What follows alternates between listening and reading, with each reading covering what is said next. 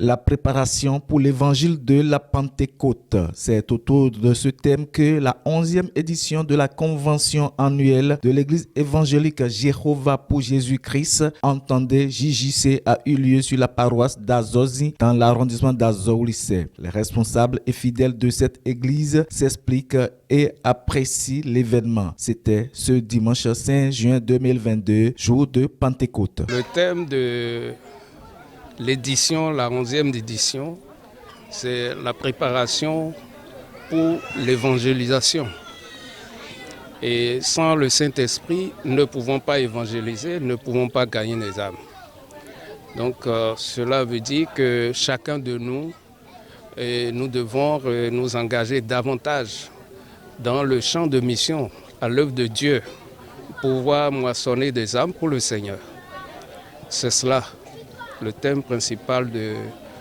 l'édition, de la 11e édition que nous célébrons aujourd'hui. To agun Christi tome nous de matin no sawa.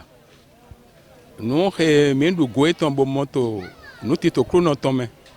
Kede de nous krono so do ai. Bodo nous na devi e no kwepo bo ejo dole bo esozan bo pa idego. Bo yin ofrin de bo no mbase ofrin logo mi so to kangben ro. Wenyi kpikpli wiro poto de ba mi teta lon to jire hema wenyi okwe Pentecost ton ofrin de we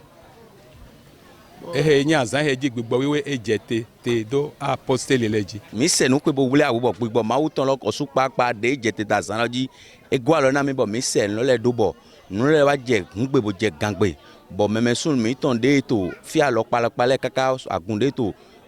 hogbonu ya bonu ya fi alo palapala ye ajo awu mi bonu popo mepo bo nu de so bible so han ko mi ton hun lo ogo ho mi ton de mi zeda yi pli ko mi ton de mi zeda yi lo ye so ago alo na mi na ho lo sin nido yin gbigba nu mo yi me nu yo de na mi nu mi ton bo mi no bayi oku mi ton bo ye na mi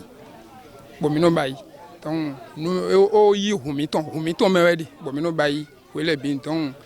mi do bi bayi yo ayaje no ri ki godu pesa mi ton. Ouais, son boy, a yadje na bomno bayre kule. Oui, mon bain, nous d'agbe bon, il doit y chez me no, au métier contre là. Do, hueloin, huede boyen, au hualo kei tona mi mei a convi, chihuya weton le po. Bo yadje lo, esu baou. A yadje lo sous temps.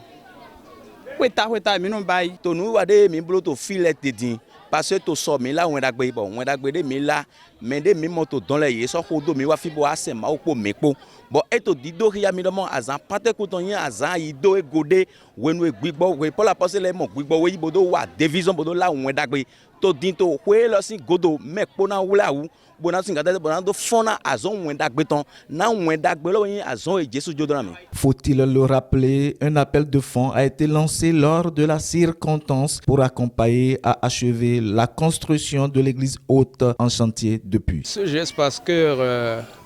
la localité dans laquelle nous sommes et dans laquelle nous tous nous communions, nous célébrons la Pentecôte, a un besoin crucial. Et ce besoin, c'est qu'on achève ce temple qu'ils ont fait l'effort d'édifier jusqu'à ce niveau. Et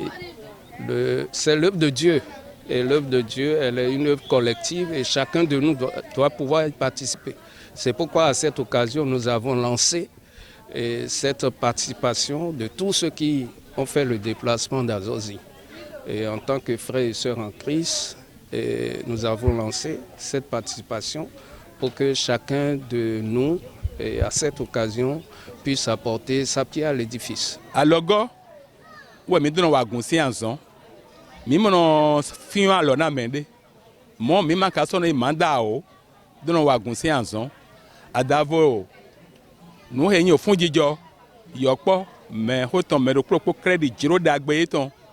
bo he mi wa mo bodo to ko kan bi odin wa yin do mo o to lo he yan zozi he mi wa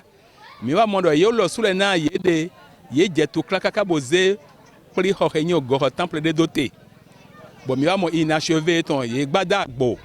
ni ka gbada go bo mi o me henya gun mo le do ye bo ha gbele ka wa mo e ma je na mi ni jo edo tata e je na mi ni gwalo na ye mi ni ze he ye e ni lo we yin akwejo he mi bi o zan de bo mi mo bo mele do jok to maleme do mi ma la na me do mo po mi na joko mo nko chogan